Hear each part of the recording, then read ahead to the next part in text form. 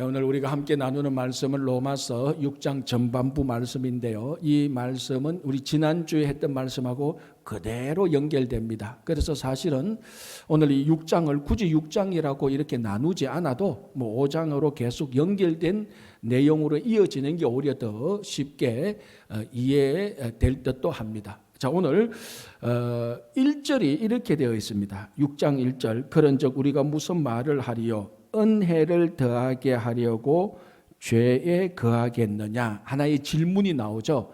은혜를 더하게 하려고 죄에 머물겠느냐? 또는 은혜를 더하게 하려고 우리가 죄를 더 지으면 되겠느냐라는 이런 질문입니다. 자, 이 질문은 실제로 누가 질문을 하는 게 아니고 사실은 사도 바울이 유대인들이 이렇게 질문할 것이라는 것을 가상하고 예상하고 먼저 가상의 질문을 던지고 그 질문에 대한 답을 내리는 것입니다. 자, 그 질문은 그러면은 우리가 은혜를 더 많이 받기 위해서 죄를 더 많이 지으면 되겠네? 자, 이 질문이 왜 나왔는가 하면은 우리가 지난주에 살펴봤던 로마서 5장 20절 말씀 때문에 이 질문이 나오게 되는 것입니다. 자, 5장 20절의 말씀이 무엇인가 하면은 죄가 더한 곳에 은혜가 더욱 넘쳤다. 우리 지난주에 살펴봤죠. 그래서 죄가 아무리 많아도 은혜는 아무리 많은 죄보다도 더 많다. 차고 넘쳤다. 이렇게 사도 바울이 말씀을 했습니다. 이 말을 받아서 그러면은 유대인들이 가상적으로 이런 질문을 할 것이다. 그러면은 죄가 많은 곳에 은혜가 더 많으니까 우리가 은혜를 더 많이 받으려고 하면은 죄에 머물거나 죄를 더 많이 지으면 되겠네? 이런 질문이 생긴다는 것입니다. 자, 이 질문에 대해서 우리가 한 3가지 답변을 할 수 있을 겁니다.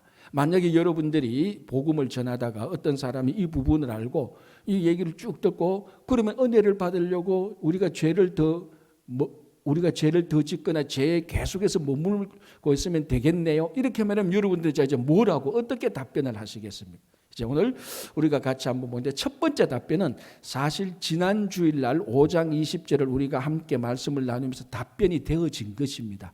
뭐냐 하면은 죄가 더한 곳에 은혜가 더욱 넘쳤다. 이 말은 죄를 지어도 은혜가 더 많다라는데 여기에 초점이 있는 것이 아니고 즉 죄에 초점이 있는 것이 아니고 죄가 아무리 크다 할지라도 사람이 아무리 죄를 강조한다 할지라도 이 죄보다 은혜가 더 크다, 은혜가 더 넘친다, 은혜가 더 풍성하다. 초점이 사실은 죄에 있는 것이 아니고 은혜에 있는 것입니다. 그래서 사실 이 5장 20절을 제대로 이해했다면 누구든지 이런 질문을 할 수가 없을 겁니다. 왜? 초점이 은혜인데 이 말씀을 잘 이해하지 못했기 때문에 이런 가상적인 질문을 할 수가 있다고 생각하는 겁니다. 무슨 질문? 그러면 은혜를 더 받으려고 우리가 죄에 머물 수 있겠네. 초점은 죄에 머무는 것이 아니고 하나님의 은혜가 더 크다라는 것이 첫 번째 대답이고요.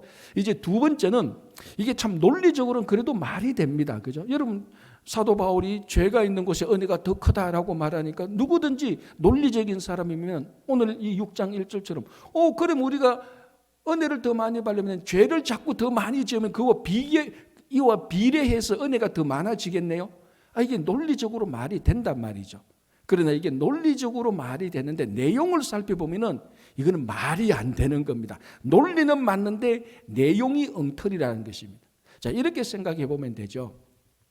우리가 자녀들을 키우면서 자녀들이 말 안 듣고 애먹일 때가 있잖아요. 그리고 우리 부모들은 어떻게 말합니까? 오야, 네가 나중에 부모 돼가 똥 네 같은 거 한번 낳아봐라.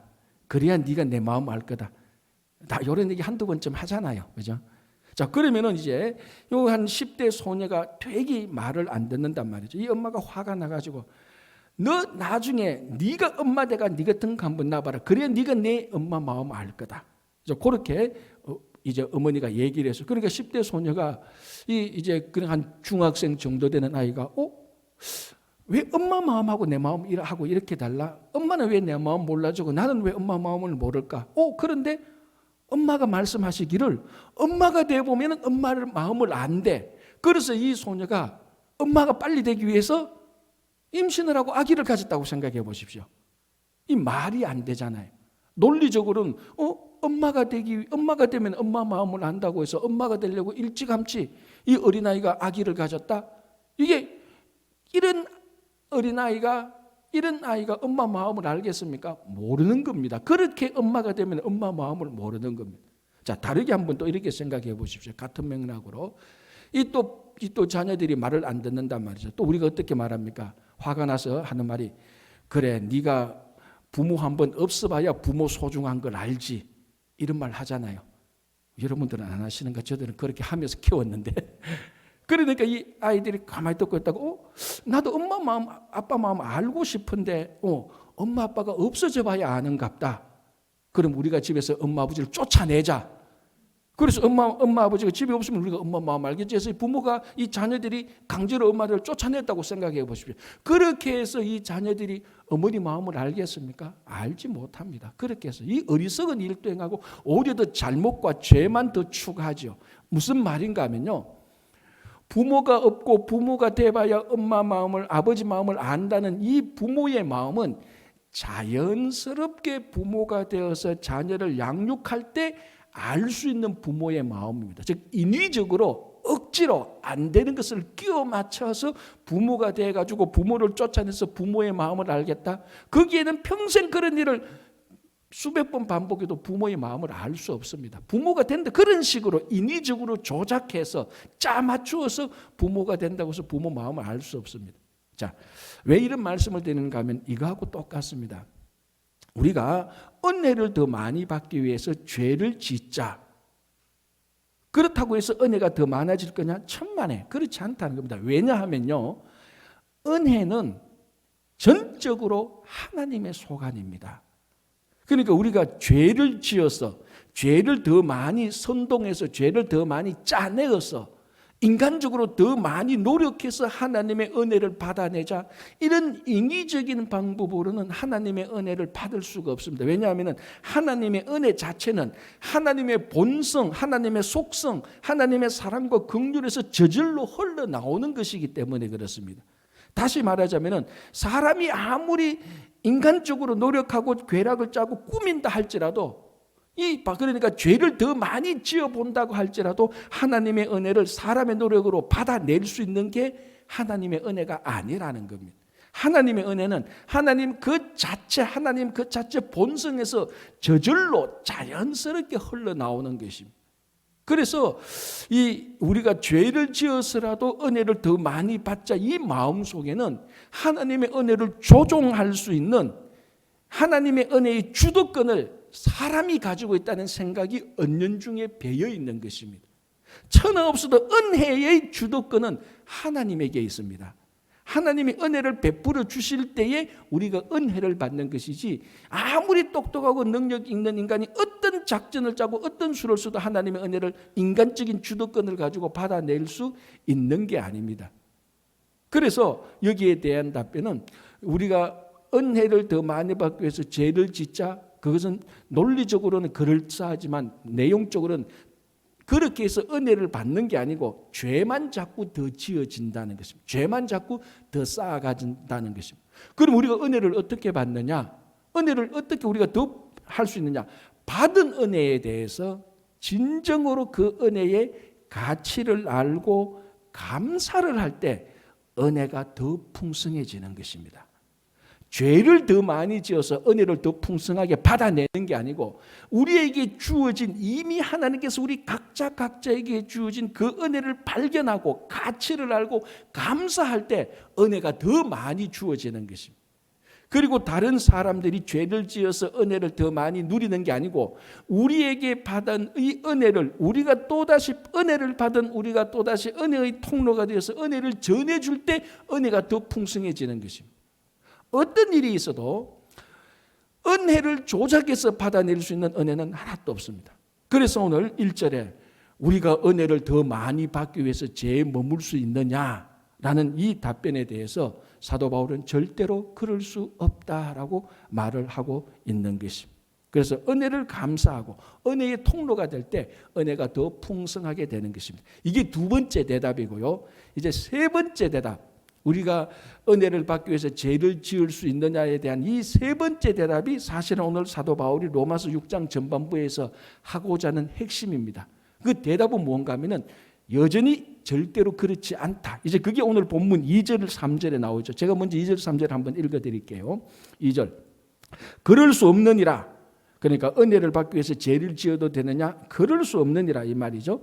죄에 대하여 죽은 우리가 어찌 그 가운데 더 살리요?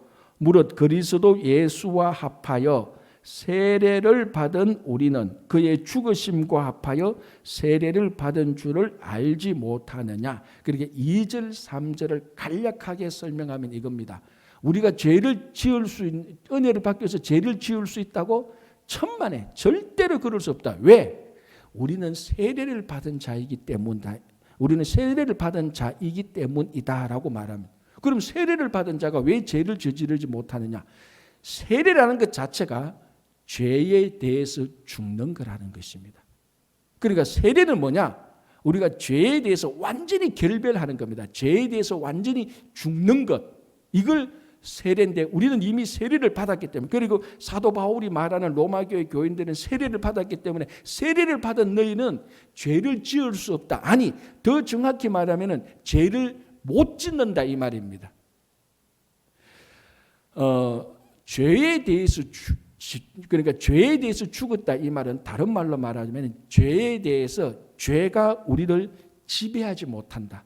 죄가 우리에게 아무런 영향력을 미치지 못한다. 더 쉽게 말하면 우리는 죄와 아무 연관이 없음, 아무 관련 없음, 이거하고 똑같습니다. 그러니까 죄가 우리에게 영향을 미치지 못하고 죄가 우리를 지배하지 못하고 우리가 죄와 아무 연관 사항이 없는 우리가 어떻게 죄를 짓겠습니까?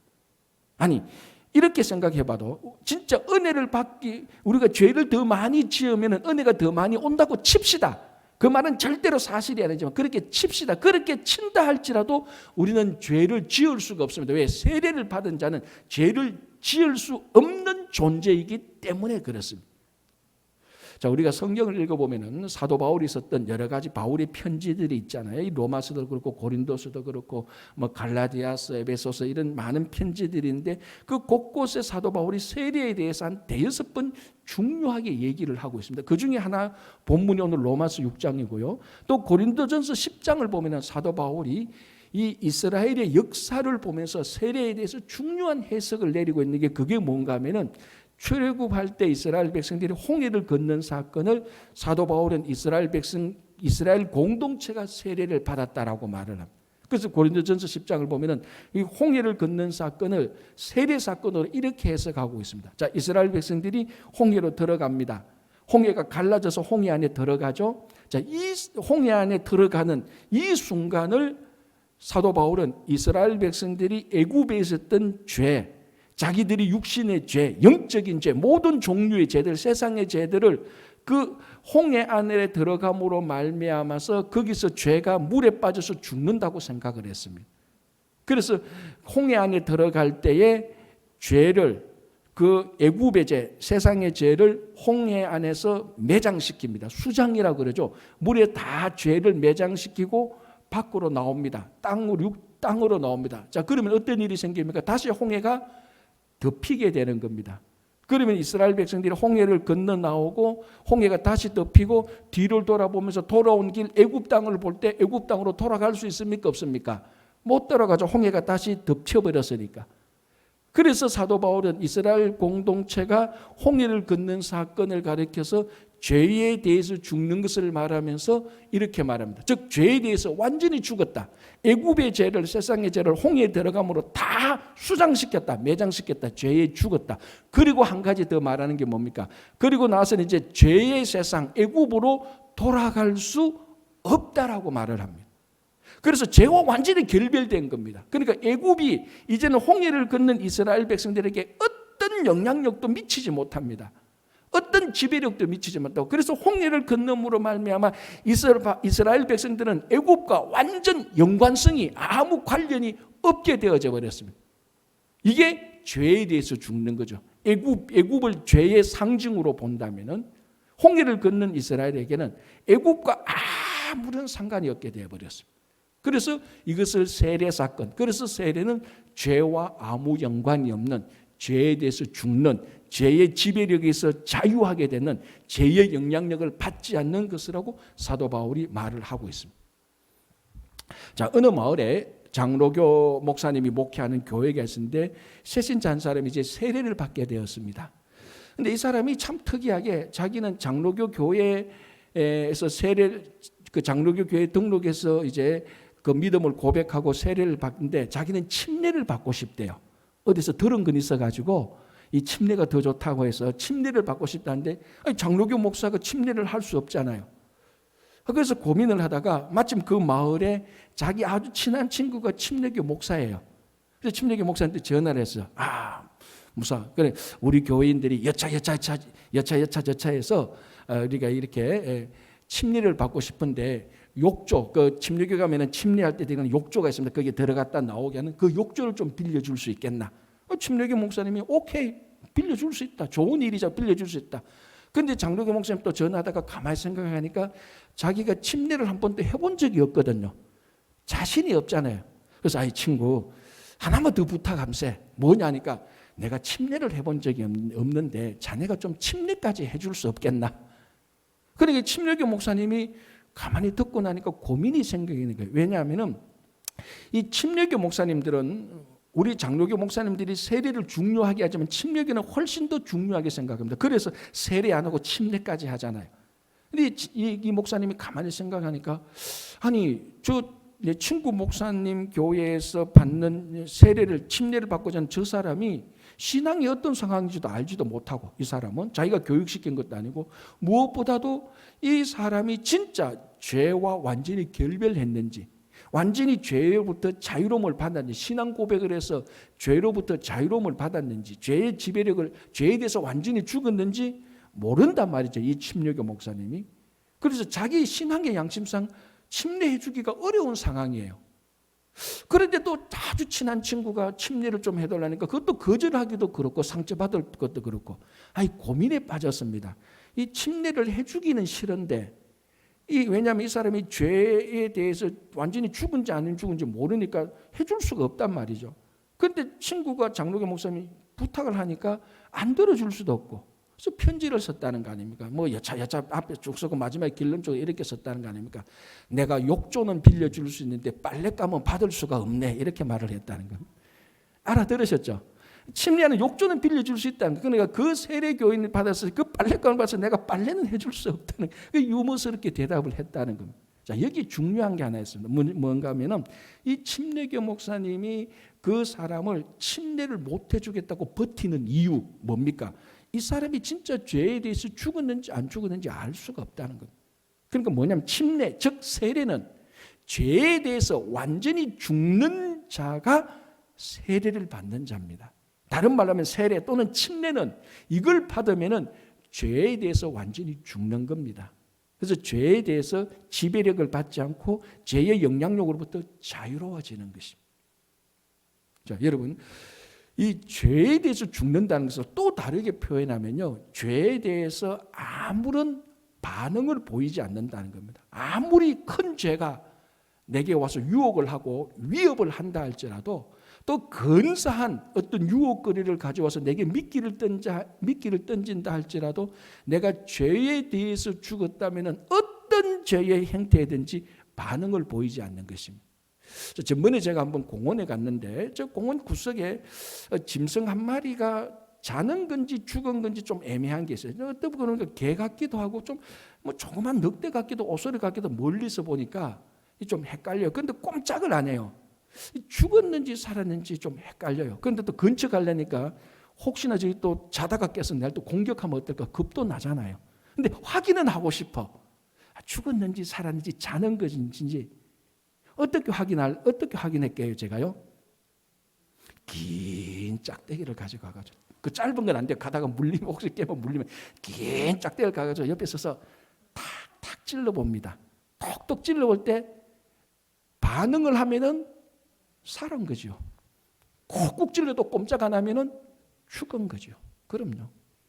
죽었느냐 살았냐 알아보는 건요, 짝대기로 찔러보면 돼요. 꼼짝 안 하면은 죽은 거예요. 죄가 이거하고 똑같습니다. 죄가 짝대기를 콕 찌르는데 우리가 진짜 세례를 받은 자가 돼서 죄에 대해서 죽은 자는요, 사탄이 세상에 어떤 죄의 짝대기로 찔러도 우리는 반응하지 않습니다. 죄에 대해서 죽었기 때문에. 그때 진짜 눈만 멀뚱멀뚱하고 있으면 돼요. 왜? 죄에 대해서 죽었으니까. 자, 만약에 여러분들에게 어떤 사람이 몰래 찾아와서, 야, 내가 부탁이 하나 있다. 이 가방이 안에 마약이 있는데 이 가방만 딱 가지고 필라델피아 가는 버스만 타고 거기서 딱 내려주면 된다. 내가 100만 불 줄게. 벌써 솔깃하는 사람이 있네. 이게 죄에 대해서 안 죽었다는 증거예요. 그렇죠. 솔깃하면 안 되는 거예요. 100만 불이 아니고 그 나쁜 일이네, 죄네, 1000만 불을 줘도 아무런 눈만 멀뚱멀뚱해도 아무런 반응이 없어야 돼요. 이미 100만 불, 좀 작네, 200만, 이미 딱 반응했다면 아직 죄에 대해서 안 죽은 겁니다. 우리가 진짜 세례를 받은 자, 매일매일 세례 사건이 우리들에게 일어난다는 것은 어떤 죄에 대하여서도 어떤 달콤한 미끼가 우리들에게 던져줘도, 어떤 유혹이 와도, 어떤 어마어마한 죄가 우리를 위협하고 우리를 유혹해내도 거기에 반응 보이지 않는 겁니다. 그게 죄에 대해서 죽는 겁니다. 누가 와서 누구에 대해서 험담을 해도 반응을 안 보입니다. 그럼 험담하는 자가 와서 자기가 지쳐서 나가 떨어지는 거예요. 왜? 그 반응을 안 보이니까. 왜 반응을 안 보입니까? 모든 종류의 죄에서 죽었기 때문에. 돈의 죄에 대해서, 험담의 죄에 대해서, 육체의 죄에 대해서, 명예의 죄에 대해서, 권력의 죄에 대해서 싹 다 죽었기 때문에 어떤 게 와도 반응, no response, 그게 죄에 대해서 죽는 겁니다. 그래서 우리가 매일매일 세례받은 여러분들이 매일매일 세례 사건을 경험하게 될 때 여러분들에게 있어서 어떤 죄도 근처에 오지도 않습니다. 그래서 우리는 죄와 완전히 결별한, 죄와 완전히 이별한 사람입니다. 자, 이게 바로 세례받은 사람이고 세례받은 사건인데, 이 세례의 헬라어는 밥티조라는 말인데요. 밥티조 하니까 누가 밥을 빨리 태워달라면 이러는데 그게 아니고, 밥티조가 영어로 와서 뵙티즘에 대해서 세례죠. 원래 이 밥티조, 뵙티즘에 해당하는, 세례에 해당하는 단어는 원래는 뭔가 하면은 옷감을 물에 넣었다가 물에 적셨다가 다시 끄집어내는 요 행위를 밥티조라고 말을 하는 겁니다. 옷감을 물에 넣었다가 다시 끄집어내는 거. 1세기 때 이런 행위를 밥티조 한다라고 말을 하는 거예요. 이게 지금 우리가 말하는 세례 사건하고 똑같은데요. 자, 더 정확히 말하면 이런 거하고 마찬가지입니다. 여기 이제 바스킷에 붉은색 물감을 진하게 넣습니다. 왜? 목표는 내가 붉은색 물감의 옷을, 붉은색 옷을 원하기 때문에, 붉은색 천을 원하기 때문에. 그런데 가지고 있는 것은 노란색 천이에요. 그래서 이 노란색 옷감을 붉은색 물감이 있는 바스킷에 집어넣습니다. 집어넣어서 다시 꺼냅니다. 그러면 이 옷감은 무슨 색이 됩니까? 붉은색 옷감이 되는 거죠. 이런 행위를 밥티조라고 말을 합니다. 이게 세례하고 똑같죠. 자, 한번 보십시오. 이 노란색 옷감이 붉은색 물에 들어갑니다. 노란색이 사라집니다. 노란색이 죽습니다. 이게 죄가 죽는 것하고 똑같은 거죠. 그리고 빨간색이 됩니다. 원래는 자기는 노란색인데 노란색이 죽고 그 안에 있는 빨간색하고 연합되어서 빨간색이 붙어서 나올 때는 빨간색이 되어서 노란색으로 들어갔다가 빨간색으로 나오는 새로운 옷감, 새로운 정체성으로 나타나는 거다. 이걸 밥티조라고 말을 합니다. 이게 세례입니다. 자, 이게 지금 오늘날 죄에 대해서 죽고 하는 거하고 똑같죠. 노란색이 사라집니다. 죽습니다. 그리고 이제 세례에 대해서 중요한 게 하나 더 나오죠. 노란색이 죽고 그 안에 있는 빨강색과 연합해서 빨강색 옷감으로 나타나는 겁니다. 이게 또 세례의 하나의 중요한 의미입니다. 즉 세례는 죽는 것하고 죄에 대해서 죽는 것, 죄와 이별하는 것 하나 하고, 또 다른 건 뭐냐면은 연합하는 것, 그리스도와 연합하는 사건이 죄의 세례의 중요한 의미입니다. 자, 오늘 본문 4절 5절을 보십시오. 바로 이 연합에 대해서 얘기를 하고 있는데요. 제가 한번 읽어드리겠습니다. 제가 방금 설명한 밥티조의 의미, 그 빨강 물감으로 연합하는 것 의미를 가지고 여러분 한번 들어보십시오. 4절. 그러므로 우리가 그의 죽으심과 합하여 세례를 받음으로 그와 함께 장사되었나니 이는 아버지의 영광으로 말미암아 그리스도를 죽은 자 가운데서 살리심과 같이 우리로 또한 새 생명 가운데서 행하게 하려 함이라. 만일 우리가 그의 죽으심과 같은 모양으로 연합한 자가 되었으면 또한 그의 부활과 같은 모양으로 연합한 자도 되리라. 즉 세례는 그리스도와 연합하여서 죄에 대해서 죽고 십자가에서 죄에 대해서 죽고 그리고 그리스도께서 부활하신 것에 연합하여서 부활한 생명체로 새로운 생명체로 새로운 정체성으로 다시 태어나는 것, 그게 세례 사건입니다. 그래서 이렇게 다시 태어난 사람은 죄와 완전히 결별하고 그리스도와 완전히 연합한 그리스도의 사람으로서 살아가게 되는 거죠.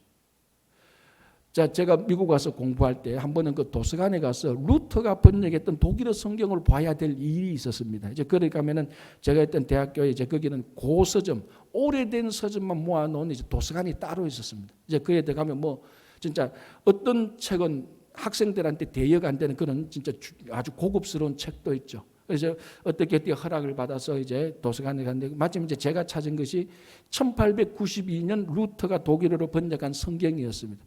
이게 뭐 그러니까 고 도서관에서 1892년 판은 신판이죠. 130년 아니 그 당시에 130년밖에 안 됐으니까. 그래서 이제 성경을 찾아서 이제 그 봐야 될 본문을 보려고 하는데 앞 표지에 이제 표지가 있고 넘기면 이제 속지라고 말하잖아요. 속지가 내지 또는 속지라고 하면 내지가 나오는데 보니까 왼쪽 페이지에 루터의 그림이 그려져 있습니다. 그런데 보니까 이 루터 그림인데 다른 종이하고 딱 붙어 있는 거예요. 오랫동안 누군가가 그 페이지를 열지 않았던 거, 오픈하지 않았던 거. 그래서 제가 이제 종이에 이제 그 책에 다 손상되어서는 안 되니까 그 붙어 있는 종이를 살짝 조심해서 살짝 뗐습니다. 아마 몇십 년 만에 그 페이지를 열어본 사람은 제가 처음일 것 같아요. 그러니까 그 표지가 딱 붙어 있죠. 처음에는 이 표지가 한 장인 줄 알았습니다. 그럼 보니까 두 장이어서 왼쪽 페이지와 오른쪽 페이지를 분리했는데 이 왼쪽 페이지에 있을 때 루터의 사진이 똑같이 오른쪽 페이지 그대로 복사되어 있었어요. 왜? 오랜 세월 동안 왼쪽 종이와 오른쪽 종이가 같이 붙어서 연합되어 있으니까 왼쪽에 있는 루터 사진이 오른쪽 페이지의 빈 공간에 있는 이 사진의 그대로 카피가 되는 겁니다. 그리스도와 연합하면은 그리스도의 얼굴이 그리스도의 모습이 새겨지는 이치도 이거하고 똑같습니다. 세례라는 것은 죄와 결별하고 그리스도와 연합하는 겁니다. 부활한 예수 그리스도와 연합하는 겁니다. 오랫동안 연합해서 같이 살면 우리 삶 속에 바로 오른쪽 페이지에 루터 사진이 카피되는 것처럼 우리 삶 속에 예수 그리스도의 삶이 카피되는 겁니다. 그래서 예수의 모습을 담고 우리가 살아가게 되는 것입니다. 그래서 세례를 받았다는 것은 죄와 살지 않고 그리스도와 연합해서 그리스도의 모습으로서 계속해서 닮아가면서 사는 겁니다. 자, 이런 사람이 어떻게 죄를 짓습니까? 죄를 지을 이유가 없죠. 그래서 나중에 우리 사도 바울이 접붙임 얘기도 하잖아요. 참감람나무와 돌감람나무 접붙임 얘기하는데 그것도 사실은 연합의 의미하고 똑같습니다. 자, 여러분 한번 생각해 보세요. 여기 참감람나무가 있고 돌감람나무의 가지가 하나 있습니다. 자, 이 돌감람나무 가지를 하나를 떼서 참감람나무 줄기에 접붙임을 합니다. 뭐 제가 뭐 의학적으로 뭐 식물학적으로는 모르지만은 크게 보면은 돌감람나무 가지를 참감람나무 줄기에 접붙임하면 그 순간부터 돌감람나무 가지는 서서히 참감람나무 가지처럼 변화됩니다. 왜? 이 접붙임 연합이니까 참 돌감람나무 가지가 참감람나무 줄기에 접붙임 연합하는 순간부터 외관도 안에 내부 그 화학적인 성분도 참감람나무 가지처럼 변화되어서 결국 나중에는 돌감람나무 가지에 참감람나무 열매가 맺히는 것입니다. 그게 뭡니까? 접붙임 되었으니까 연합되어졌으니까 그런 일이 일어나게 되는 것입니다. 그래서 세례는 죄에 대해서 죽고 이별하고 그리스도와 함께 살고 그리스도와 연합하는 것입니다. 자, 우리는 전부 다 미국에 사는 한국 이민자들입니다. 특별히 이민 처음 올 때, 미국 처음 올 때 우리들은 어떻게 하든지 빨리 미국에 적응하는 것이 미국 생활의 삶의 우선순위였습니다. 다 그렇게 다 적응했기 때문에 지금까지 살고 있는 것이죠. 이 참 미국이 적응을 잘 해야 되는 것은 중요하지만은 여기에 묘한 함정이 하나 있는데 뭔가 하면은 우리가 미국 와서 살지만 우리 삶의 목적은 미국에 적응해서 미국화되는 것이 우리 삶의 궁극적인 목적이 아닙니다. 미국에 빨리 적응하고 하는 것도 중요하지만 더 중요한 것, 더 본질적인 목적은 뭡니까? 미국화가 되는 게 아니고 우리는 예수 그리스도화가 되는 것입니다. 미국에 왔지만은 미국에 적응해서 살아야 되지만 또 살지만은 우리의 신앙의 본질적은 예수 그리스도에 접붙임되어서 예수 그리스도와 연합해서 미국에 사는 예수 그리스도와 연합한 사람이 되는 것입니다. 그래서 우리가 자칫하면 한국화가 좋은지 미국화가 좋은지 세계화가 좋은지 우리는 그거 가지고 논쟁을 할 수 있습니다. 그러나 그거보다 더 본질적으로 우리는 예수 그리스도화, 예수 그리스도와 연합한 삶을 살아야 되는 것입니다. 자, 여기에 아주 중요한 공동체의 비밀이 하나 있습니다. 우리가 예수 그리스도와 연합해서 살게 될 때에 진짜 교회 공동체, 하나된 교회 공동체가 형성되기 시작합니다. 무슨 말인가 하면은 우리가 일반 공동체를 가면 학교나 일반 회사나 공동체 가서 모든 공동체의 중요한 목적 하나는 뭡니까? 하나 되는 공동체입니다. 그 공동체의 사람이 다 다르기 때문에 이 다른 사람이 다양성 가운데서 어떻게 하나가 될까? 이게 공동체의 리더가 늘 관심 가지는 건데요. 세상의 일반 공동체는 어떻게 하나 됩니까? 하나 되기 위해서 내가 좀 양보하고 희생하고 서로 이제 맞추어 가면서 조화를 이루어 가면서 하나가 되는 겁니다. 이게 공동체의 원리죠. 이걸 잘 지도하는 게 좋은 리더고 여기에 잘 따라가는 게 좋은 멤버들입니다. 맞습니다. 그렇게 해서 하나 되는 게 세상의 원리이지만 교회 공동체는 그거보다 더 중요한 게 있습니다. 뭡니까? 각자가 그리스도와 연합해서 그리스도를 닮게 되는 겁니다. 그러면 자동적으로 자연스럽게 모든 사람이 그리스도와 연합하면 자동적으로 하나가 되는 겁니다. 다 그리스도니까. 다 그리스도와 연합한 자가 되니까. 그래서 교회 공동체의 또 다른 함정 가운데 하나가 각자가 그리스도를 닮지 않고 사람 간의 조화를 이루려고 하는 것입니다. 교회는 그렇게 해서 하나 되는 공동체가 아닙니다. 얼핏 보면 세상 공동체처럼 그리스도를 닮지 않고 서로 양보하고 서로 친해서 하나가 될 것 같지만은 반드시 거기에는 분열과 갈등이 생깁니다.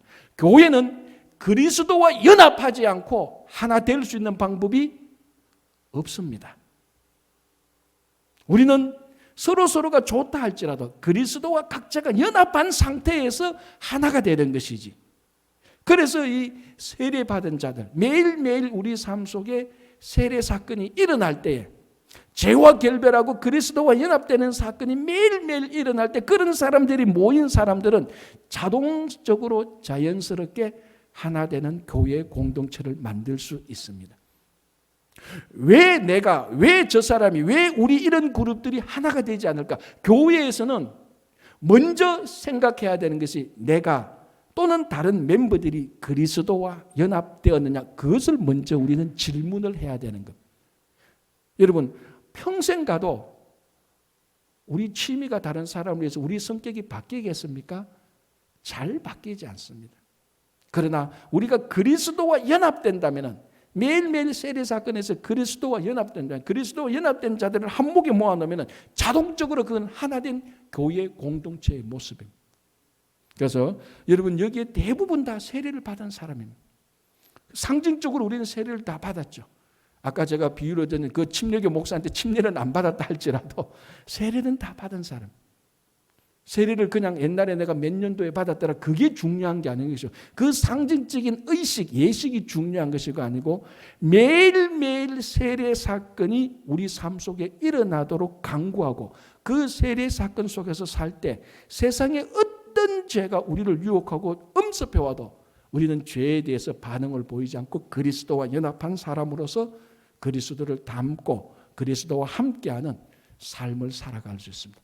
그때 정말 좋은 가정 공동체, 교회 공동체를 이루어 나갑니다. 그래서 오늘 이 말씀을 보면서 잊어버렸던, 놓쳐버렸던 세례 사건이 매일매일 여러분 속에 일어나기를 간절히 바랍니다. 기도하겠습니다.